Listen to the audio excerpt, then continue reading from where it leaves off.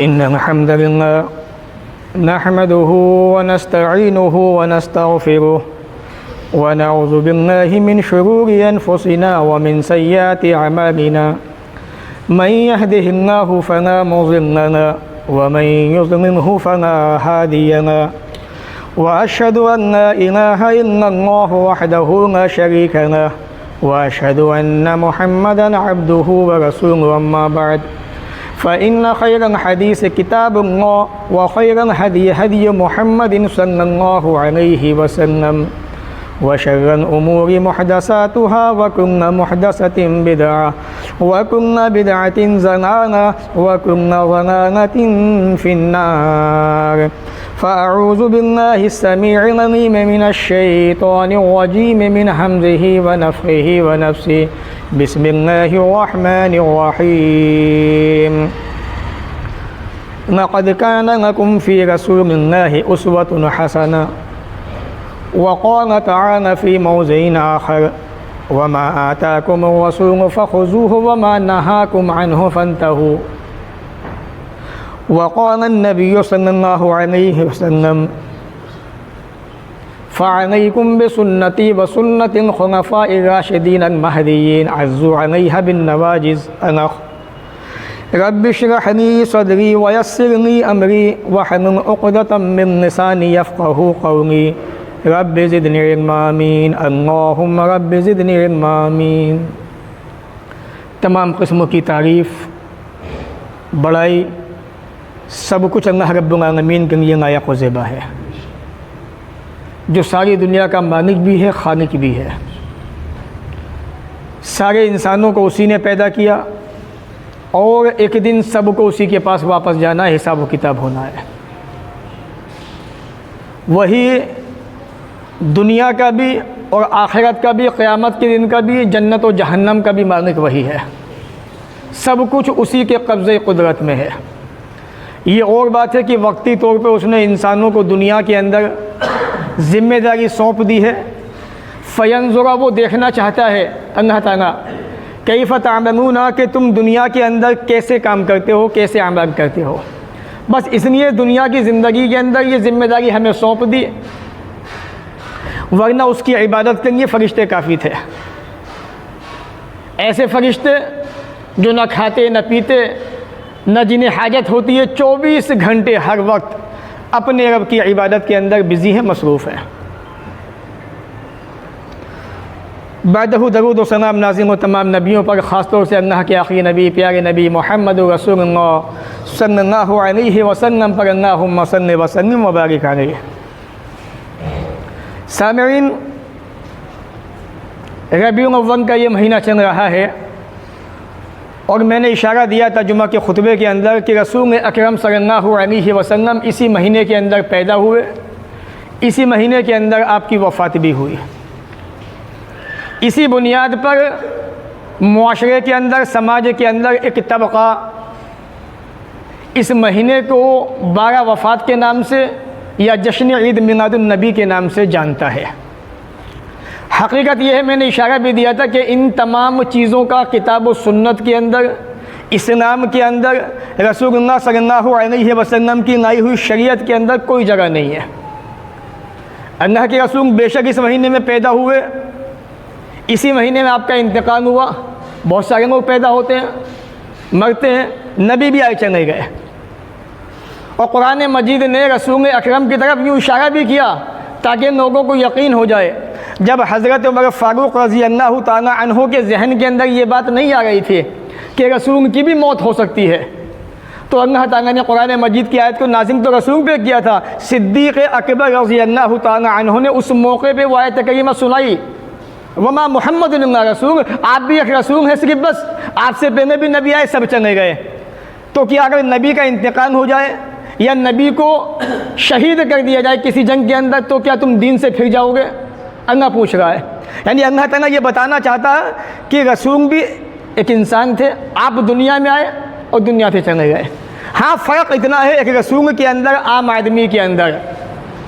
आम आदमी को जब कब्र में दफन किया जाता है तो 3 दिन के अंदर अंदर इंसान के डेड बॉडी ढांचा ख़त्म हो जाता है। आम तौर पे यह तजुर्बा है इंसान का पेट भी सड़ जाता है, गंज जाता है, आदमी ख़त्म हो जाता है, कीड़े मकोड़े खा जाते हैं, लेकिन नबी के जिस्म को ज़मीन खाती नहीं है। अल्लाह ताला ने नबियों के जिस्मों को मट्टी पर, ज़मीन पर हराम करार दिया है कि वो उसको खाए। इतना फ़र्क है बस। बाकी मौत के मामले में सब बराबर है। मौत सबको आनी है। जितने नबी आए, सबसे पहले आदम अलैहिस्सलाम आए थे, उनको भी मौत आई। आखिरी नबी पैगम्बर मोहम्मद सल्लल्लाहु अलैहि वसल्लम आए थे, उनको भी वफ़ात हुई, उनकी भी मौत वाक़ हो गई। अब इन बातों को लेके समाज के अंदर जो है बाकायदा जंग से जुलूस होते हैं कि नाउज़ुबिल्लाह नबी के लिए मौत का लफ्ज़ कह दिया। हमने नहीं कहा, हमारी तो ज़बान है सिर्फ बस, ये तो कुरान कह रहा है। अगर तुम्हें मुकाबला करना है कुरान से करो, अगर तुम्हारे अंदर इतना जज्बा, इतनी हिम्मत है तो कुरान से मुकाबला करो।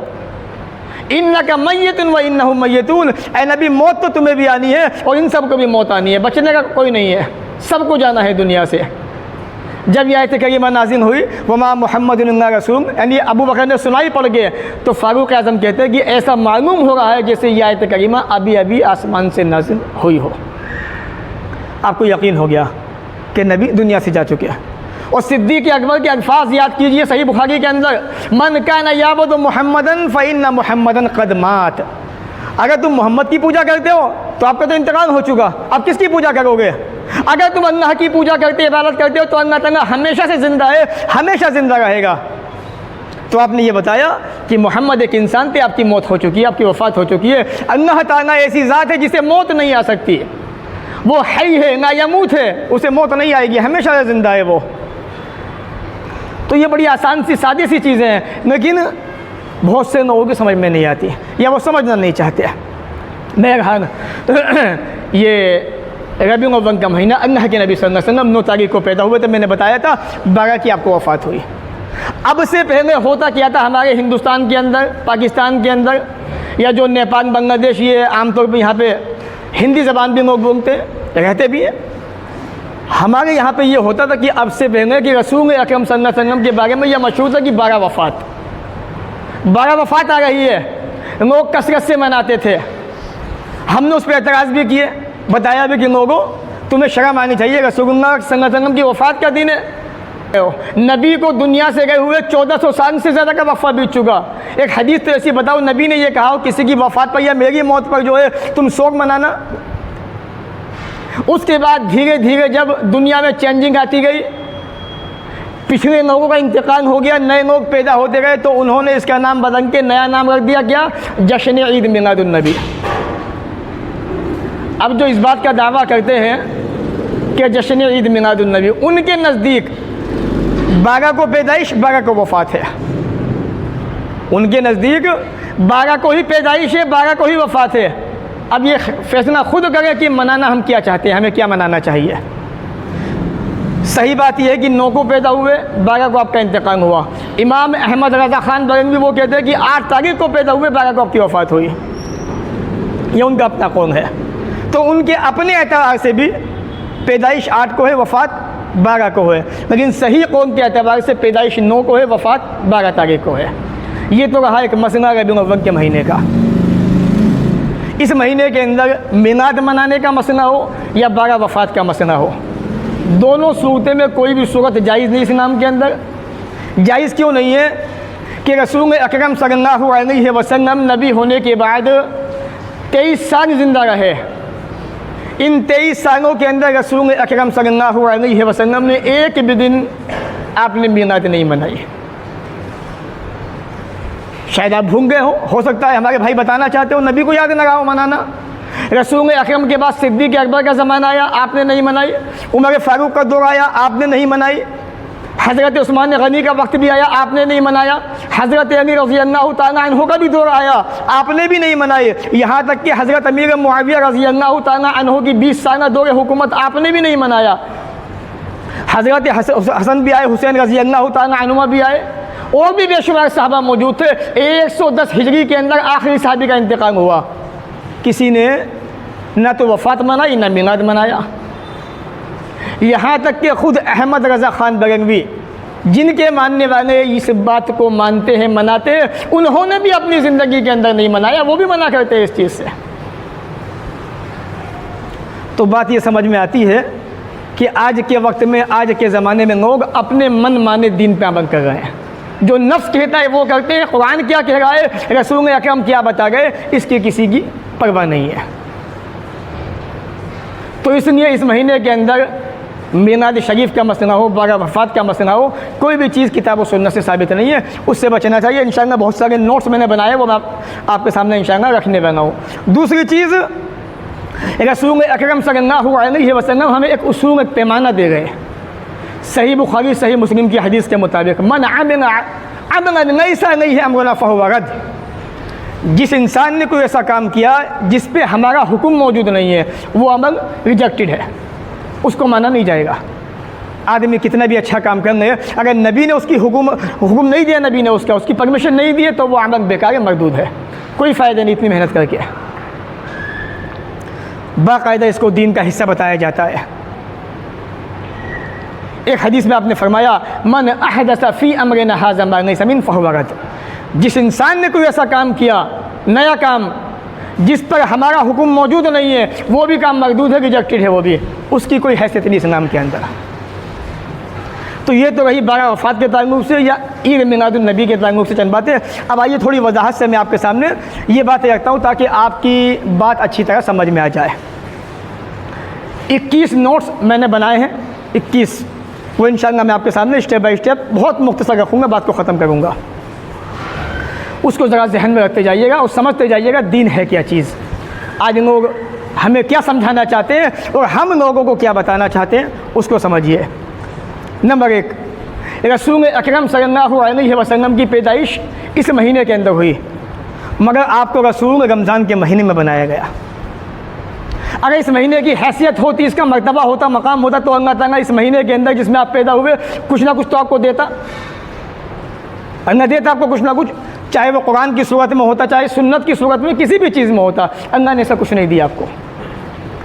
नंबर 2, आपकी पैदाइश इस महीने में हुई, कुरान करीम के नाज़िल होने की शुरुआत रमज़ान के महीने में हुई। आप पढ़ें सूरह बकरा, सूरह नंबर 2 आयत नंबर 185, यानी आप पैदा हुए हैं रबीउल अव्वल के महीने के अंदर। कुरान मजीद का नुज़ूल कहाँ हो रहा है? रमज़ान के महीने के अंदर। तीसरा पॉइंट देखिए आप, पैदाइश इसी महीने के अंदर, मगर कुरान करीम जो कंप्लीट हुआ, जो नाज़िल हुआ, रमज़ान के महीने के अंदर नाज़िल हुआ। शुरुआत भी रमज़ान के महीने में हुई और एंडिंग भी रमज़ान के महीने के अंदर हो गई है कुरान करीम के नाज़िल होने की। नंबर 4, अल्लाह ताला ने मुसलमानों को, नबी को रोज़े रखने का हुक्म भी रमज़ान के महीने में दिया, न कि रबीउल अव्वल के महीने के अंदर, जबकि पैदा उसी महीने में हुए आप। 5वां पॉइंट देखिए,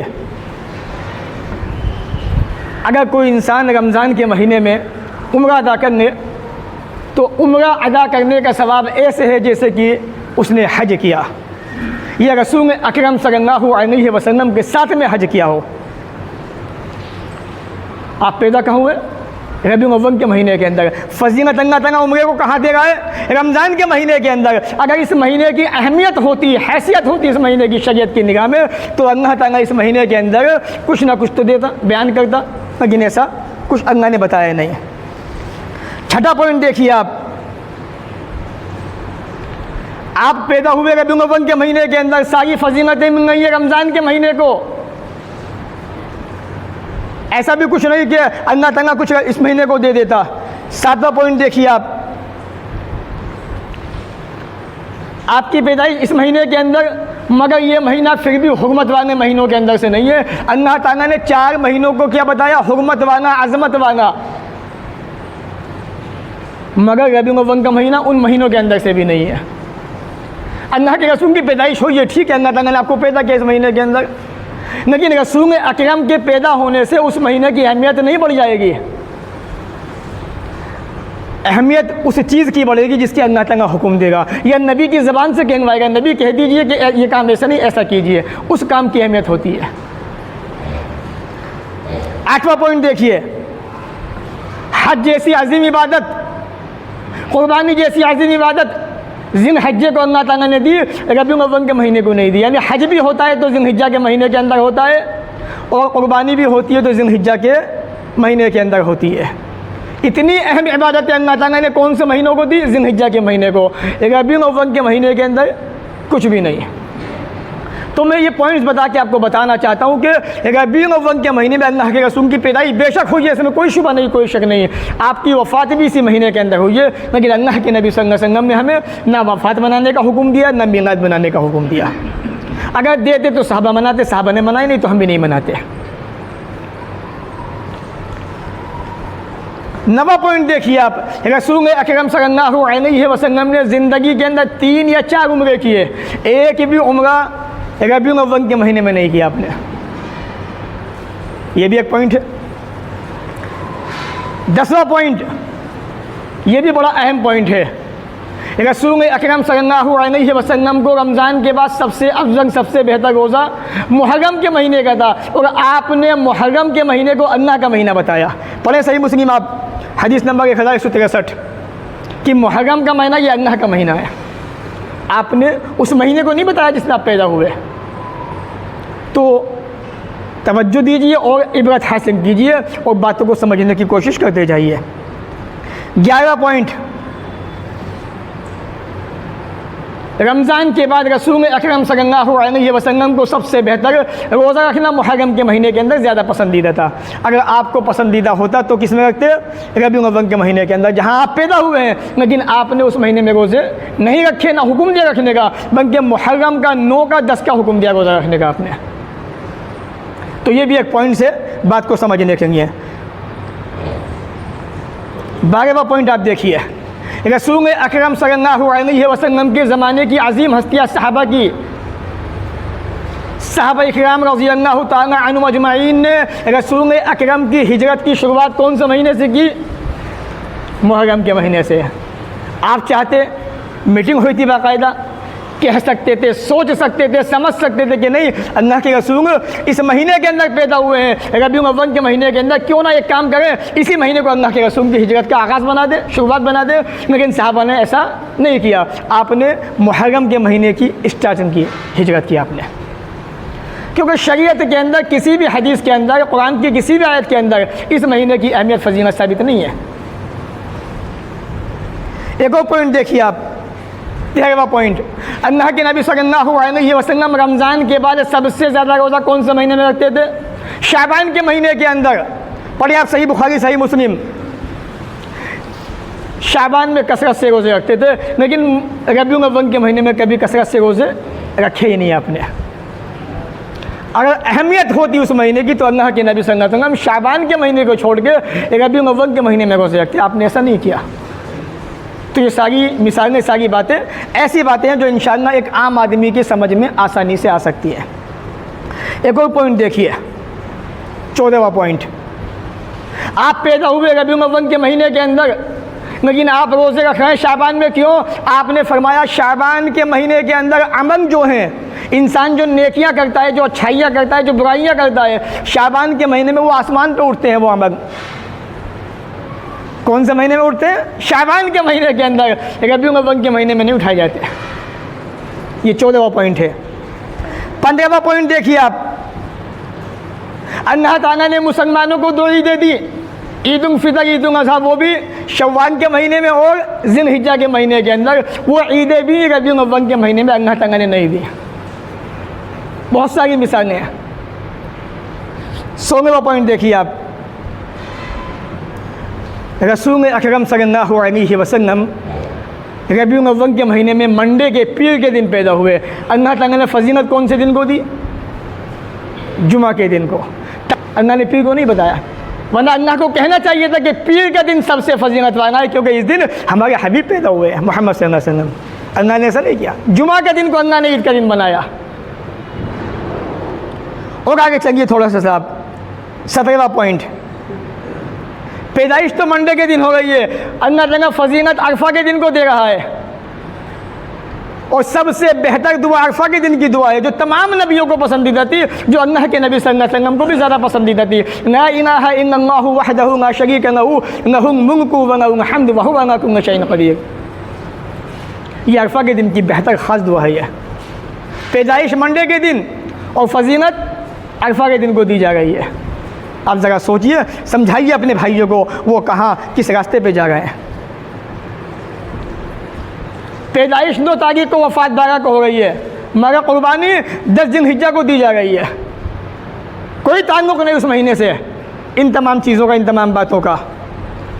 1900 पॉइंट देखिए आप, पैदाइश 9 तारीख को, वफ़ात 12 तारीख को, मगर नफली रोज़ों की अहमियत, 10 ज़िलहिज्जा के 9 रोज़े 1 तारीख से 9 तक शरीयत को पसंदीदा हैं, वो भी अल्लाह ताला ने रोज़े इस महीने में नहीं दिए, ज़िलहिज्जा के महीने के अंदर दिए। और 2 रोज़े और दिए, 9 तारीख 10 तारीख मुहर्रम की, वो भी इस महीने को नहीं दिए। तो 12 महीने जो हैं शरीयत के अंदर, जो अल्लाह ताला ने मुतय्यन किए हैं, उन 12 महीनों के अंदर रबीउल अव्वल के महीने की कोई ऐसी फजीलत हदीस से साबित नहीं है जिस तरह से मुहर्रम के महीने की है, ज़िलहिज्जा के महीने की है, इसी तरह शाबान के महीने की है, कोई साबित नहीं है। 20वां पॉइंट, रसूल अकरम सल्लल्लाहु अलैहि वसल्लम अय्याम 20 के रोज़े रखते थे, हर महीने के अंदर 3 रोज़े, 13, 14, 15 आपने डेट मुतय्यन की, 9 तारीख या 12 तारीख आपने मुतय्यन ही नहीं की। हर महीने आपको, जिसे अय्याम 20 कहा जाता है, 3 महीने आपको रोज़ा रखना पसंदीदा था, 13 तारीख, 14 तारीख, 15 तारीख के। तो इन 3 तारीख को भी आप देखिए, पैदाइश 9 को हो रही है, 9 का इसमें दिन नहीं है, वफ़ात 12 को हो रही है, वो भी नहीं है इसके अंदर दिन। तो ये बात भी काफ़ी है समझने के लिए कि रबीउल अव्वल के महीने को अलग से कोई फजीलत, कोई खुसूसियत हासिल नहीं है इस्लाम के अंदर, शरीयत के अंदर। तो ये थी वो बातें जुमा के खुतबे के ताल्लुक़ से जो रबीउल अव्वल के महीने के ताल्लुक़ से मैंने आपके सामने रखी। उम्मीद है इंशाअल्लाह बातें समझ में आई होंगी आपके। अब आइए थोड़ा आगे चलते हैं। रसूल अकरम सल्लल्लाहु अलैहि वसल्लम के ईद मिलाद के ताल्लुक़ से जो बात मशहूर है दुनिया के अंदर, आप अच्छी तरह समझ लीजिए। इरबिल का बादशाह मलिक मुज़फ़्फ़रुद्दीन, इसने सबसे पहले इस बिदअत को कायम किया। इसकी वफ़ात 630 हिजरी के अंदर है। अल्लाह के नबी सल्लल्लाहु अलैहि वसल्लम की वफ़ात के 619 साल बाद इसकी वफ़ात हुई है। तो इसने ही सबसे पहले मीलाद को ईजाद किया, और सबसे पहले इस मीलाद को मनाने का फतवा किसने दिया? इब्ने दहिया कनबी ने, जिसकी वफ़ात 633 हिजरी के अंदर हुई है। यानी जो बिदअत रसूल अकरम सल्लल्लाहु अलैहि वसल्लम की वफ़ात के 600 साल के बाद पैदा हुई हो, आज क्या कहा जाता है? जो लोग मीलाद नहीं मनाते वो गुस्ताख हैं। अब मैं एक छोटी सी बात आपके जहन में डालना चाहता हूँ। हमारे भाइयों ने बड़ी आसानी से कह दिया कि गुस्ताख हैं वो लोग। क्या नाउज़ुबिल्लाह सहाबा गुस्ताख नहीं हुए? एक सहाबी का नाम ऐसा बता दीजिए जिन्होंने रसूल अकरम की मीलाद को मनाया हो, वरना अल्लाह की कसम तौबा कीजिए अपनी बातों से, तुम बहुत बड़ा जुर्म कर रहे हो, बहुत बड़ा गुनाह कर रहे हो। न 12 वफ़ात का, न मीलाद का कोई तसव्वुर शरीयत के अंदर मौजूद नहीं है। अल्लाह के रसूल की हदीस सही बुखारी के अंदर मौजूद है। आपने फरमाया अगर किसी की मौत हो जाए, किसी की वफ़ात हो जाए, तो 3 दिन तक शोक मनाओ बस, उसके बाद चौथे दिन आप आज़ाद हो, कोई शोक नहीं। हाँ, अगर किसी औरत के शोहर का इंतकाल हो गया हो तो वो 4 महीने 10 दिन तक इद्दत करे, उसके बाद वो भी आज़ाद है। अब उसे भी शोक मनाने की ज़रूरत नहीं है, शोक मन चुका 4 महीने 10 दिन। अब वो अपनी दुनिया की ज़िंदगी हंसती खेलती गुजारे, अगर वो शादी के लायक है शादी करे, जहाँ चाहे वो आज़ाद है, उसे कोई रोक नहीं सकता। तो ये असल दीन है। हमने इस दीन को छोड़ के दूसरे रास्ते पर चल पड़े हम। अल्लाह ने कुरान मजीद में कहा सूरह ताहा के अंदर आयत नंबर 54 के अंदर, इन्न फ़ी ज़ालिका आयातिन लिउन्नुहा, इन तमाम वाक़यात के अंदर अक़लमंदों के लिए इबरत और नसीहत है। क्या हमारे अंदर कोई है नहीं अक़लमंद आज समझने वाला बातों को? तो अल्लाह ताला पूछ रहा है, कह रहा है, अब ये तो इंसानों को दिखाना है कि हम में कितनी होशियारी है, कितनी अक़लमंदी है। अल्लाह ताला हमें भी आपको भी इन बातों को सुनने के बाद अमल की तौफ़ीक़ अता फ़रमाए, जब तक दुनिया में ज़िंदा रखे, इज़्ज़त से रखे, ख़ात्मा भी हो तो ईमान पर हो। व आख़िरु दावाना अनिल हम्दुलिल्लाहि रब्बिल आलमीन।